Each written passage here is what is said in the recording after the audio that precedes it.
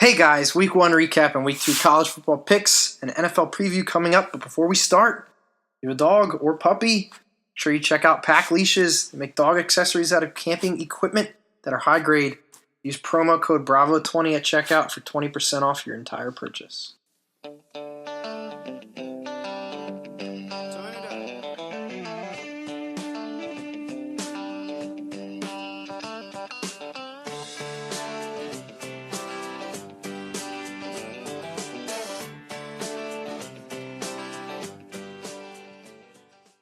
Welcome back to the Sports Betting Brothers podcast. Ray and Ron back for our week 2 show. Coming off a successful first week with a 3-1 start to the year from official podcast plays. You know, don't want to give Ron any crap here, but I'm going to. You know, the lone loss coming from his Penn State Nittany Lions, which I'm sure he will have plenty to say about here in a second. Just a quick recap, though. Some of our winners, West Virginia and Heisman candidate Will Grier, get it done.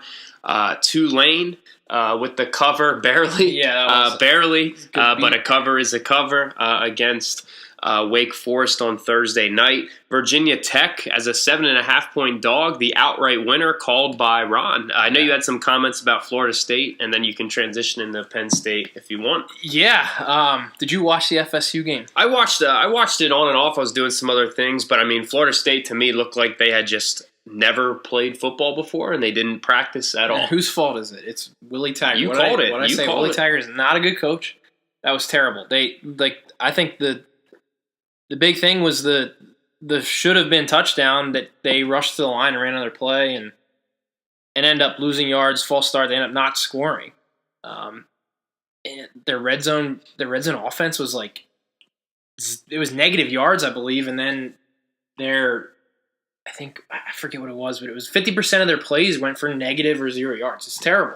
Yeah, and that's not to take anything away from the Virginia Tech defense. They were. I mean, I'm already looking ahead as a Notre Dame fan to playing them, Columbus Day weekend, and that's a scary game. I think they're a very good team. That's at Virginia Tech, right? Correct. Yeah, a different team at home. But yeah, I don't know. Their defense looked okay. Their offense was okay. They ran the ball pretty well. From what I understand, Florida State does have a good defense, but Virginia Tech had their way, from the start.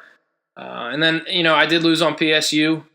Just typical. I mean, it's literally podcast play. I mean, lock it up. That's a loss. Yeah, Penn State played 8 true freshmen. Just bad on my end. I thought they'd be okay. And week 1 is tough. We'll talk about this later, but I have some nuggets about Rice, who played their week 1 game. They had 2 games and they played Houston, but we'll talk about that later. Going into some week 1 storylines. Do you remember last year Howard winning as a 45-point dog at UNLV? I remember we talked about it too. Yeah. So this year, I didn't even look at this game. They played Ohio, the Bobcats, and they were a 31.5 point dog. They only lost by 6. Are we Howard guys? Yeah. When are they making the jump up to D1? Are we future Howard guys? Are we hammering them week 1 next year? Yeah, I don't. Is that the only game you can bet? I don't know. Yeah, Gotta have a book that has it too. And then there's a Sunday game. FCS North Carolina A&T goes to ECU, and they win. I talked to you about this game before, off the air when we were just kind of bullshitting about games, and I talked about how bad. Well, we have always saw how bad East Carolina is, and I talked about North Carolina AT&T. I remember I was like, I'm playing some FCS team that I might bet, but we never really talked about it too much after that. But that just shows how bad they are. They were bad, and they get UNC this week. I did look at that game, not an official pick, but and then Kansas, shout out to Coach E. They lose to FCS Nichols. Not good, just not good from this Kansas Jayhawks program. What would you?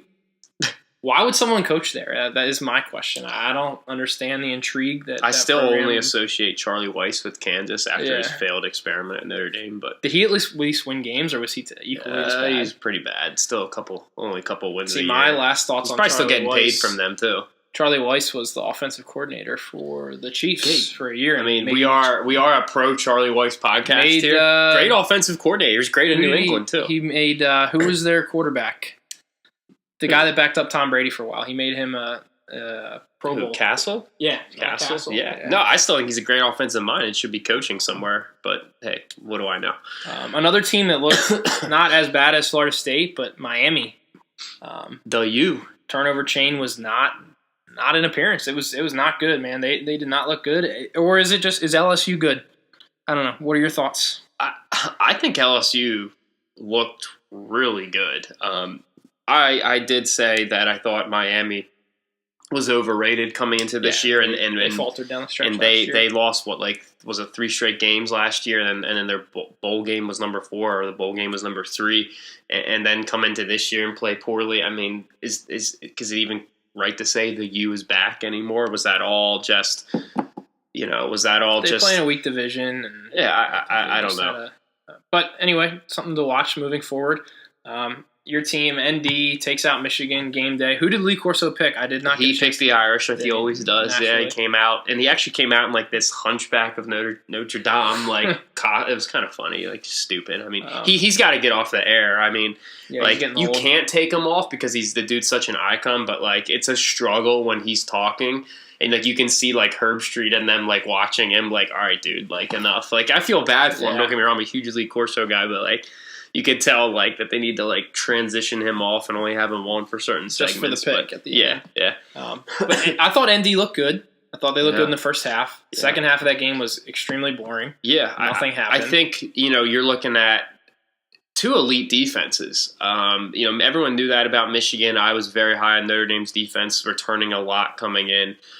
Both teams played well on defense. I think the difference in the game was in the first half, Notre Dame's offense, couple scripted plays in the first couple drives, and Brandon Wimbush making a few plays outside the pocket, his wide receivers coming down with some 50-50 balls, gave them the edge, and they were able to hold them off at the end there. The only Michigan scored on that kickoff return.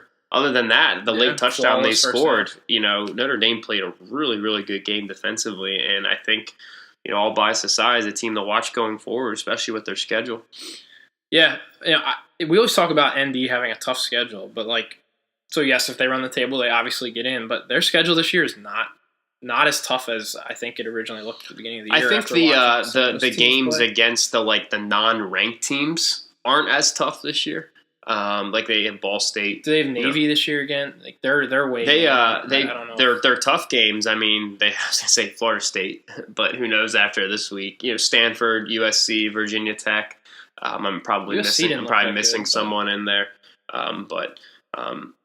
What about Sumlin losing the opener to BYU? People thought him and Khalil Tate were a match made in heaven, but I'm going to comment on that a little bit. I still think there's some hope. I do think BYU's good. Is a really good team. We've talked about them before. Taylor Magnum. I feel like he's been there forever, and he always gets hurt. He's on like his 8th redshirt year. Yeah. But the dude can get after it and make some plays. The thing about BYU, they have a huge offensive and defensive line, and I think that plays well Mormons, in week 1. Yeah. They're all from the same father. Shout out to Mormons and polygamy. Chip Kelly just loses a bad game against Cincy. Overrated. They're coming in, where they score 17 points. I do think UCLA has a decent defense, but 17 points, that's... Everyone came in. He played overrated. Wilton Spate as his quarterback. Everyone was a little surprised by that. Not really sure why, but they didn't really look like the Chip Kelly offenses of old. That's for sure. Speaking of Wilton Spate, is Jim Harbaugh on the hot seat? I think he's one of the most overrated coaches. I agree with that. I think that he's very stubborn. I was going to say in terms of his scheme, unwillingness to change what he does. They were better off with the backup. They looked good with him. But the McCaffrey kid. Yeah, I just don't like... Is he related to Christian in any way? Yeah, it's his brother. Is it really? Yeah, I was kind of drunk during the game, so I was paying attention to that. But yeah, it just not like... I don't know. Like, I kind of called it. I said this year. I said Shea Patterson's overrated. You did? I don't think... You did? It doesn't matter who they have at quarterback. Their offense is just not meant to score points. I don't know, man. His record over his last, 12 games or something is extremely bad. And, people love to bash Brady Hoke. With his time at Michigan, but at the same point in the same amount of games, they have the exact same record. Jim Harbaugh just doesn't get it done for me. I hate the way he carries himself in the sideline. I don't like him. Neither do I. I think he's an idiot. Fucking loser. Texas, they lose at Maryland. Sick of the hype of Texas. You know, like how people have like on Twitter and social media, they have like those stupid like memes and like the meters for like, is Tiger back? They have those for Texas too, and people troll that, like, is Texas back? They're like, not back. no, like twice, You 2 can't years in lose a to row. Maryland's like, really bad. out of here, dude. Speaking of, I think especially Maryland's with a bad all team. the stuff going on with Maryland, they should have gotten absolutely destroyed by Texas. I looked at a Big Ten power rankings or whatever, and this guy, it was like Ohio State, Wisconsin. Number 3 was Northwestern. 4 was Maryland. And then I think he had Purdue number 5, and then he had Penn State, Michigan. I was like, dude, what, like, just a total overreaction, to week 1, which I'm going to use in a transition about week 1 and having a game under your belt. Rice. We love rice, not the food.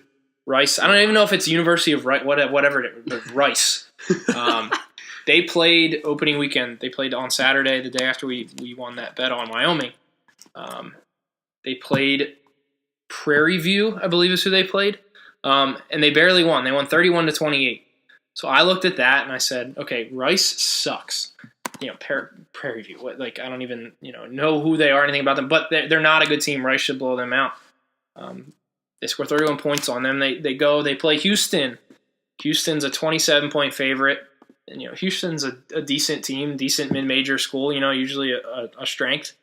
And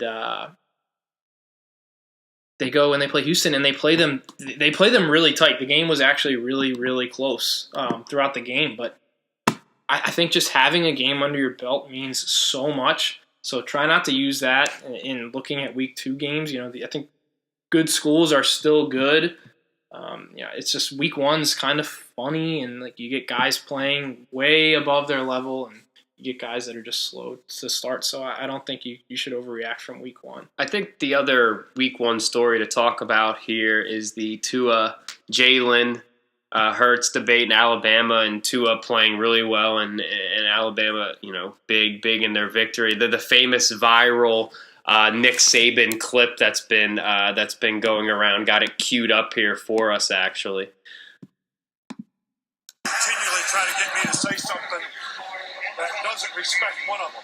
I'm not going to. So quit asking. I hear you. Over 500 yards of total offense. She just rolls into the next question. Yeah. That's great. So quit asking. I mean, there are a lot It's of true memes. though. Yeah. He is right, but they did name Tua as starter moving forward. I think it's the move. dude's elite, man. I think it's the move. I don't know who's at the top of the Heisman rankings, but he looked electric, and Yeah, no, he looked really good, man. it's kind of scary to think, over the years, if Alabama had somewhat of an offense, if they would ever lose. I don't know. And you watched the Washington-Auburn game.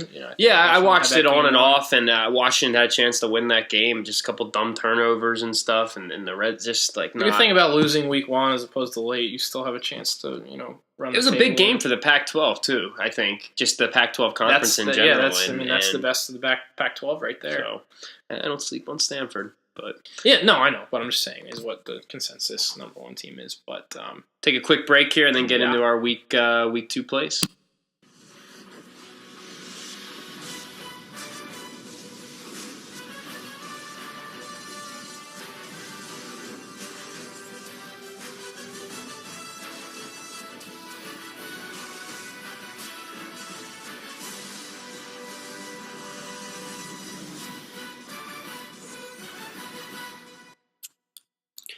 All right, so after that successful week 1, 3-1, Ray himself 2-0. Yeah. We're hoping to go Undefeated on the year. undefeated here again. But I'm going to start off by talking about 2 teams we actually mentioned already, and that is Arizona, the Arizona Wildcats, visiting the Houston Cougars. Current line is Houston -4.5. As we mentioned already, Arizona opened its season with a disappointing loss, 28-23 to the BYU Cougars. Spoiling. Second straight week playing the Cougars. Yeah, we're big Cougars guys. Spoiling the coaching debut of Kevin Sumlin, who I am a fan of. In all reality here, the reason that BYU was able to win this game is because they kept Arizona quarterback Khalil Tate in check, really wasn't able to escape and bust any long runs. He made a few plays late in the game, but it wasn't enough. Houston, on the other hand, had to rally to beat Rice after a slow start. They actually scored 21 straight points, in fact, as a part of that rally. As I mentioned, Arizona coming off that loss to BYU, they cannot, in the Sumlin era here, start with successive losses. Houston, as I mentioned, did rally in the second half to defeat Rice, but it's going to be facing a much tougher Arizona offense and defense here in week 2. I really think Khalil Tate shows out this game, makes a couple big plays, couple long runs, hits some of his talented wide receivers downfield against that Houston secondary. Arizona rebounds. I actually think they win outright, but we'll take the 4.5 and cover, and they get it done with their superior talent and athletes. Yeah, watching part of this game, Rice was able to move the ball through the air against Houston. So yeah, I expect some big plays. This is a noon game on Saturday, and too. Khalil Tate needs a big game to bounce back in terms of Heisman. Yep. All right. Moving on to my play here, my first play. I'm going to actually have 2 total plays for you. Wow, you've always been a totals guy. You might have seen this already, but I'm going to tell you the scores of these games. We're looking at Rutgers at Ohio State. Ohio State's laying 35. Can you correct who are they playing? What's that? Who's Ohio State playing? Plays Rutgers. No, Sluckers. Sorry. Thank you. Yeah. Thank you. Ohio State wins last week 77-31 over Oregon State, and Rutgers wins 35-7 over Texas State. What do you think this total would be? You probably already looked, so I'm not going to guess because I looked at it too. It's 60. I think that is extremely low. I think Ohio State scored 60 on the road. That's why I wrote that down here. The offense looked unstoppable with Dwayne Haskins. They put up 375 yards on the ground and 346 through the air. That's incredible. I am concerned with the 31 points they gave up. They gave up 200 yards through the air and on the ground. That's 200 yards on the ground is not good. I think this goes way over 60. I think Ohio State gets there themselves. I think this is a very solid play. I think Ohio State on the minus 35 is not a bad play, too. I mean, not one for laying, huge numbers, but it's funny because, a lot of times for all the listeners, we kind of send out an agenda to each other. Hey, here's what we want to do. But we each, independently research, our own plays and go. And so I had no idea what his plays were when he walked in the door, but this was one that I looked at too. Yeah. I actually almost made it a play of mine. I looked at a potential team total even for Ohio State. So I actually endorsed this play a lot. Yeah, that won't be out yet, but yeah, that would definitely be you're getting a Ray stamp of approval here. Nice. Big time. You want to go into your second pick here? Sure. Going to dive into some of the mid-majors here where I think you can make your money. Yeah, I was listening to a podcast, the guy says, focus, you put your focus on the games where the odds makers don't. You're going to have, early in the year, Michigan, Notre Dame. Right. The high marquee games, those lines are going to be very sharp. So you need to focus your attention where, yeah, the odds makers don't. So. I mean, this is not the sexiest game on the schedule by any means, but it's one that I believe we have an edge here. It is the UTEP Miners at the UNLV Rebels. Would love. Rebels. We were talking about, we do this thing where we talk about Mount Rushmore of different things, and we were talking about the Mount Rushmore of schools you would have gone to rather than your alma mater. And the one I had on there is a UNLV. Yeah, I had it as a sneaky. Yeah, a sneaky one there, an honorable mention, but I don't think I would have survived at UNLV very long. But anyways, UTEP opened its season here on Saturday with a loss to FCS, Northern Arizona, 30-10. They got absolutely smacked. The one bright spot for them was a 32-yard run by, listen to this name, Ron, Quadrace Wadley. Okay. Relative of the Iowa running back, Akram. I do not know. Differently. The only other points for UTEP came from a 24-yard field goal. UNLV also lost its opening game, but they fell to USC 43-21 on Saturday. Game was close. Yeah, they played really well for 3 quarters. They were trailing 19-14 entering the final quarter, and then the Trojans kind of took over, just bigger athletes in size in the fourth. Lexington Thomas Great running back for UNLV. Rushed for 138 yards, including a 71-yard touchdown run. Armani Rogers tossed a touchdown pass for 31 yards as well, and actually put them ahead, UNLV, 14-9 at one point. As I mentioned, Lexington Thomas, I think he's one of the nation's top running backs, and being able to get his yards on the ground against a tough Trojans defense, I think is something worth noting. Take UNLV here. To bounce back with a win and a cover. Believe that line right now, Ron, is 23.5. Would take that with confidence. UNLV does have some talented skill position weapons. You look like absolute trash against FCS Northern Arizona. I think the Rebels should be able to run up and down the field against the Miners here. Actually, Ron, quick line is actually 24.5, not 23.5. So just wanted to make sure we had Regardless, that. Still love we're it. still Yeah. taking it. All right, for my next game, we're looking at another total here. Memphis is going at Navy. Navy's getting 7 points. Total's posted at 69. Great total. Big 69 guy. Memphis, week 1, defeats the great Mercer 66-14. I don't like these FCS schools that are just like, we're talking about Rice, Mercer. What are you, a school of technology? You need like Mercer University, Mercer, whatever. So shout out to all you FCS presidents that are listening. Slap a label on there for me, please. In that game, Memphis threw for 428 yards, rushed for 324. Navy, on the other hand, they lost 59-41 to the Rainbow Warriors of Hawaii. Shout out to Colt Brennan. It was a good team. Your brother used to always play with them in NCAA 04. He was obsessed. Yeah. Good team. I think they had, who was their receiver? The dude with the dreads. I forget his name. But anyway, in that game, Hawaii threw for 436 yards.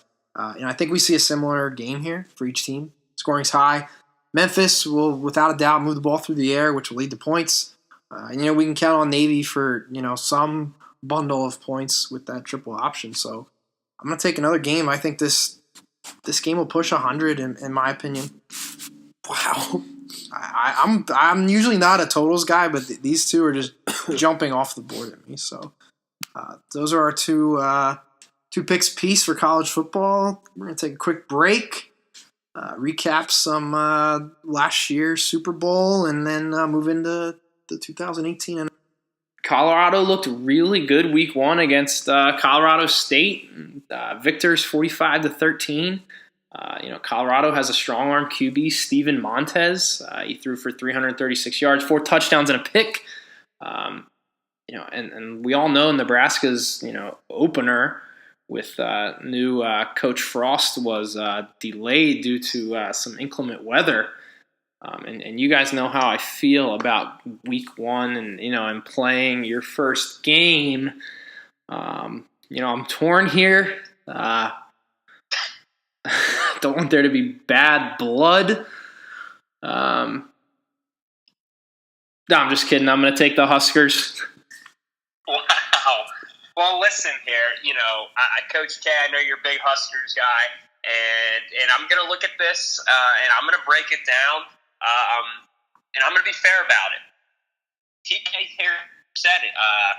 The Colorado Buffaloes took it to Colorado State last weekend. They did look real good, and I agree here with Ron about the Cornhuskers and not playing that week 1 game and that impacting their play this week. But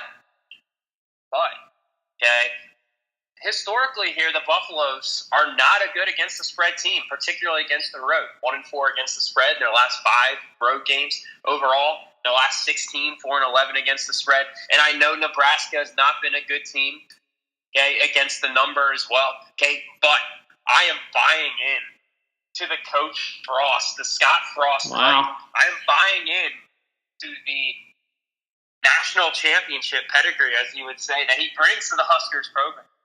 I'm buying in. You don't just walk in to Memorial Stadium in Lincoln, Nebraska, if you're the Buffaloes, and think you're going to get it done. Give me the Huskers, baby. -4.5. Let me dive into this a little bit. Let me see here. Scott Frost was QB of the Huskers. 97?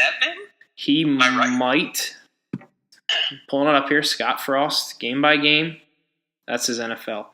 or that's another player. I wish I had. Here we go. College football stats. Let's see what. Give me that 97. I think I'm right. So he started. He started at Stanford. Played in 93 and 94.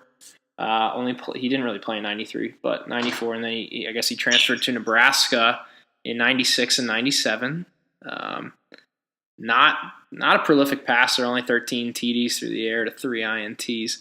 Let's see if we can get a game log. I'm dying to get this. I want to know what they did against them. But while you're looking that up, sure. I think that I like Nebraska having the advantage in the trenches. To be honest, I like their offensive and defensive line compared to the Buffaloes. They're going to have some more explosive playmakers. Excuse me. I'm going to take it. I'll take that 4.5. 3:30 game too. 3:30, yeah. Odd. Here we go. Let's go. Huskers 1996 schedule. The Huskers were good back then, right? Yeah, bro. Get it together. Yeah, they were. They won. This is terrible. I mean, like Coach K. At least I know. In 1996, they won 17-12. Wow, barn burner. Yeah, really. And then I can pop over here to 1997. 1997, the Huskers were undefeated. So, yeah, they won 27-24. I think I'm all over the Huskers here. Yeah, history is on our side. Glad I did my history research beforehand, though. Yeah. Yeah, well, hey, that pick totally goes out to Coach K. You know, I hope you make it to this point in the podcast, but we look forward to hearing from you. Hope we didn't jinx it for you either. Yeah, got to get together for a beer soon.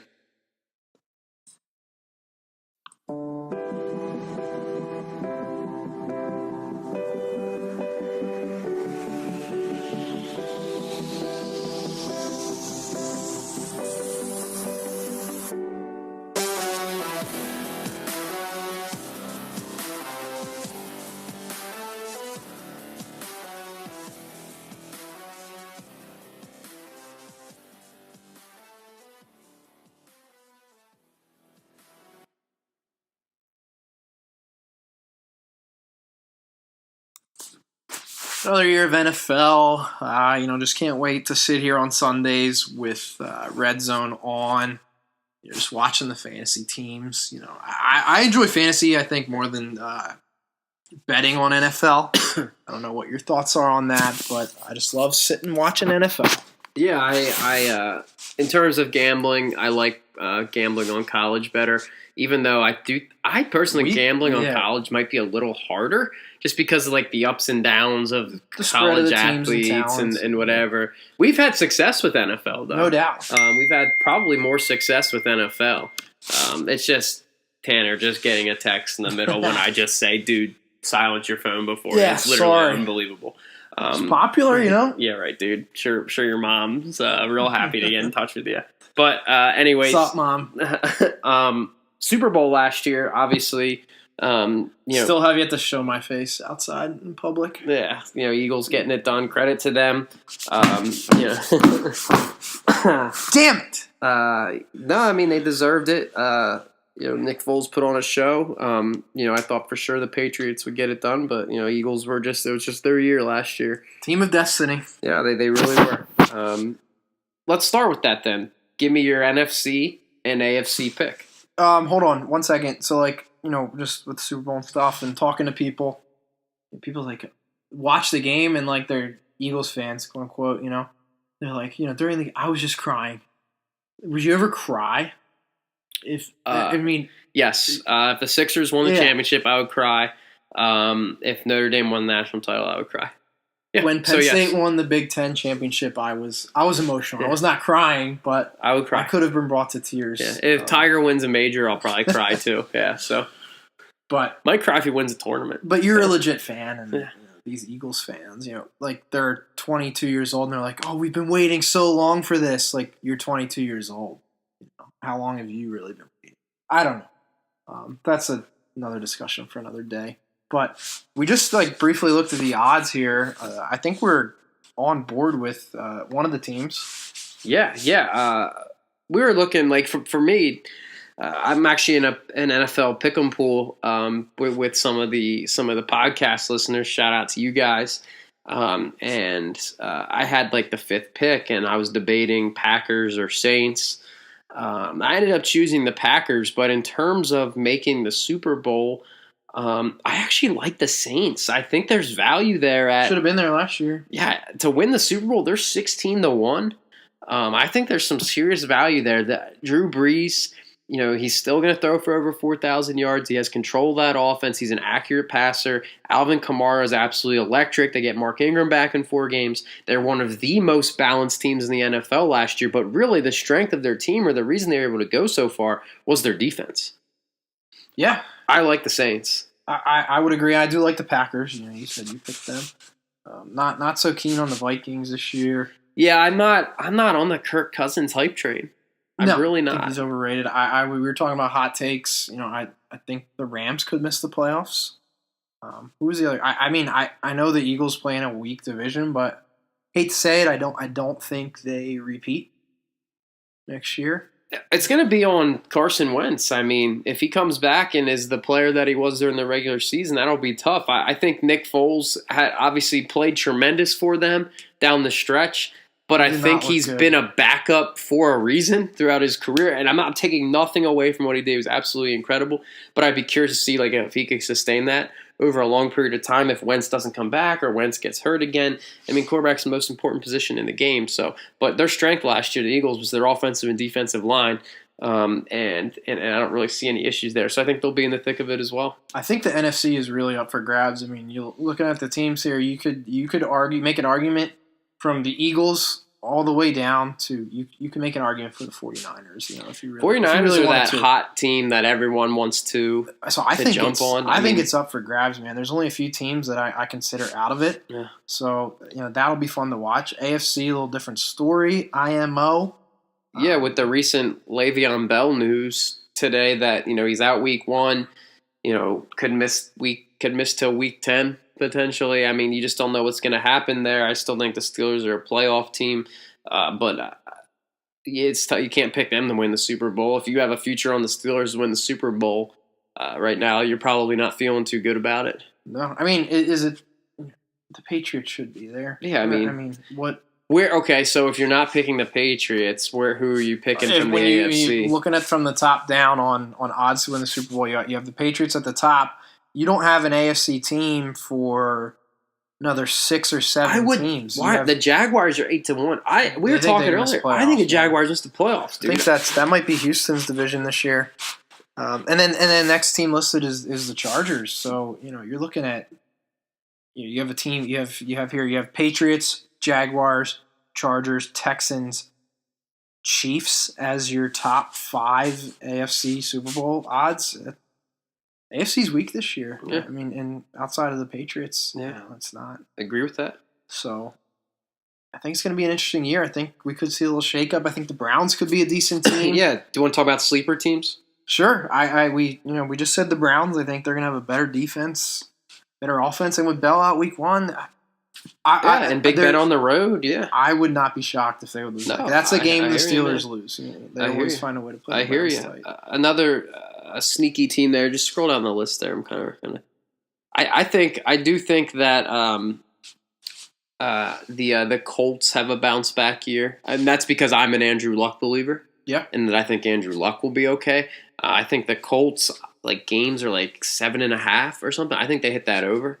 That division is always kind of up for grabs. Always. So don't be surprised to see the Colts do well. And again, that's contingent on Andrew Luck, who I think is going to be the comeback player of the year. So yeah, I mean, if he plays 16 games, he should win that. I think the Bears are decent. I said to someone today at work, he's got a tattoo of the Chicago on his hand, and I was like, yo, Brian, I was like, the Bears, they could be sneaky good this year, man. He's like, yeah, I'm excited. And they play Green Bay week 1, which the Khalil Mack signing. I mean, yeah, that dude, huge extension too. I mean, he's elite. He's unbelievable. So I mean, that immediately upgrades your defense there. I mean, that's a huge pickup. Huge pickup. Any MVP odds, Defensive Player of the Year, Offensive Player, Rookie of the Year, etc. that you wanted to? I haven't dabbled since I picked that Marcus Peters. Yeah, I kind of went away a winner on that one. But no, I'm not. I mean, it's kind of outside of Saquon Barkley for Rookie of the Year.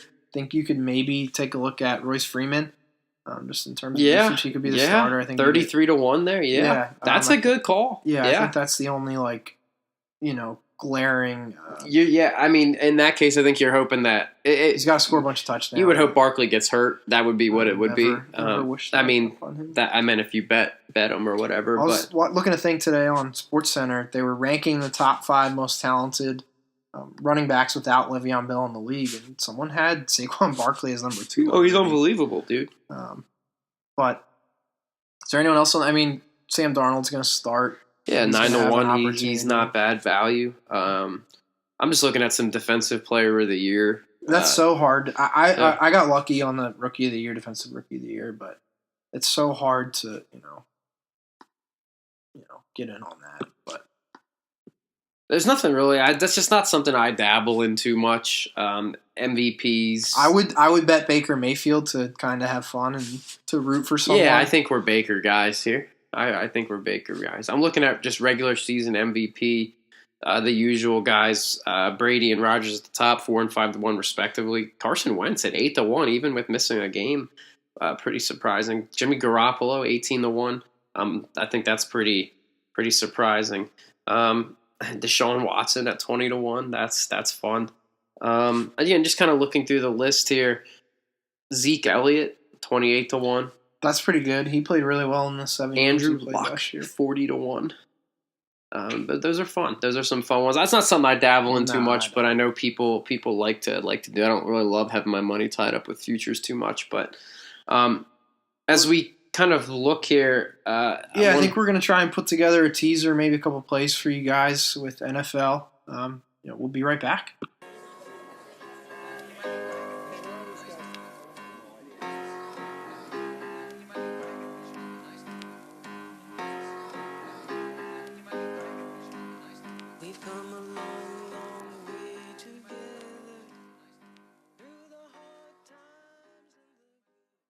Their quarterback first start on the road, Monday Night Football. I would feel pretty confident that the Lions would walk out of there with a win. Another one we were considering too. Don't hate Tampa Bay. Don't hate New Orleans. Tampa Bay at New Orleans. They're taking New Orleans. They're 9.5. You get them down to under a field goal. I don't think that's a bad play. I think the Bucs are going to be absolutely miserable this year. They have no idea what they're doing at running back. Jameis Winston out for a couple games. Who knows? I mean, do you trust Ryan Fitzpatrick? I mean, I just don't know. I think there's a lot of questions to be answered there. So I feel pretty safe about that. As well. A bet I had talked about with you, I'm not going to make this an official play, but I think as a Chiefs fan, I think their defense is going to be really bad. I think their offense is going to be able to put up points. So I think every week I'm going to be drawn to the over in every single one of their games. And they play the Chargers week 1, who obviously can put up points behind Phillip Rivers. So I think 48 should easily be reached in that game. Not making an official play, but I think that's a safer play. Are there any dogs that you like? Sure. We talked about the Browns with Pittsburgh being. I don't think they're going to win, but I think there's a chance. I'm hoping that a lot of people pick the Steelers in survivor pools, and the Browns can upset them. I hope tonight or tomorrow night. This isn't going to be out by then, but I hope Atlanta beats the shit out of the Eagles. Just gonna say that right now. I don't think that happens, buddy. Really? I don't. Yeah, I don't think it happens. You would be drawn to bet Philly -1. No, I'm not gonna touch it just because of the Nick Foles thing. I really don't know, but I don't know. When you look at last year, Super Bowl winner 2 years ago was the Patriots. They opened up against the Chiefs on Thursday night, and Chiefs took it to them. Man, they were. I don't know if it was like a Super Bowl hangover or what, but I would not put my money on the Eagles. I think if you're inclined to bet that game. Here's the thing. Now I kind of want to bet them because all last year, I know I was guilty of it too, but I kind of stopped towards the end and you kept running your mouth and they kept winning. So I might put my life savings on them because you won't let it go. You got to let it go. The Chiefs beat them last year. Chiefs beat both. You got to let it go. You got to let it go. Sneaky play here, maybe. Money line, wouldn't hate Monday night, tossing a little money line play on Oakland at home. Those fans are freaking crazy. You got the Rams coming in, Gruden's first game.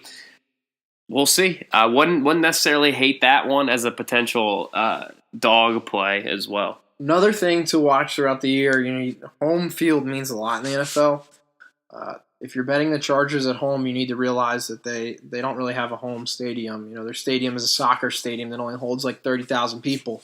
So, got to be leery of that every time you bet the Chargers at home. But other than that, I think just enjoy it. Yeah, enjoy the first week of NFL. Football now is officially back where you got football games on all week.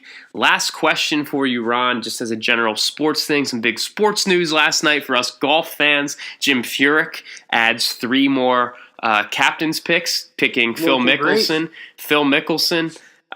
Tiger Woods, and Bryson DeChambeau. What are your thoughts? I think it's great. I think it's the most fun thing to watch in golf. I do like watching the majors, but just being able to root for one side or the other, I think is great. Oh, it's and just the reactions of the fans and everything. I love that they're going to Europe and visiting. Yeah, team. I love that.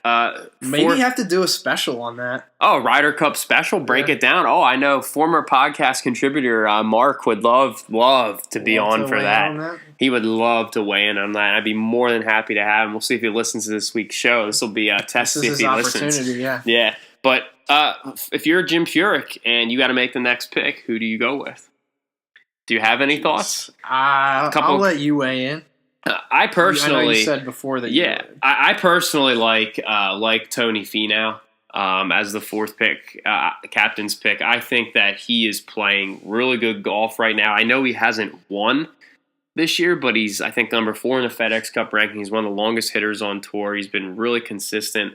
I think pairing him with a veteran, someone who's been there, would be a smart move for Furyk. I know a lot of people like Kevin Kisner. He's been playing well. He's a good putter. He's been there before. I know a lot of people like him. People question the Phil pick, if he should have been there or not, but I like him. Those guys like that step their game up. Yeah, he's a golf nerd. I mean, he's been there. I think with so many young guys on the team, it's good to have the experience there. In Tiger and Phil, I know Tiger doesn't have a great Ryder Cup record, but I think that those were the I picks. can't wait for the Tiger versus Phil thing. I hope that's good. I hope that's like something that moves forward with golf. It's almost like a boxing match. It's just going to be them playing. Did they announce a format or anything? I don't know what they're doing. I know it's right around Thanksgiving, and it's going to be. I hope it's entertaining. They were talking about having each player mic'd up and being able to listen to both of them. So it's definitely going to be something I pay for and watch. 100%. But just wanted to wrap up with that as we go into the couple last legs of the FedEx Cup playoffs here. I thought that'd be worth mentioning. Yeah, definitely. And we'll see you guys next week. Kane is in the building.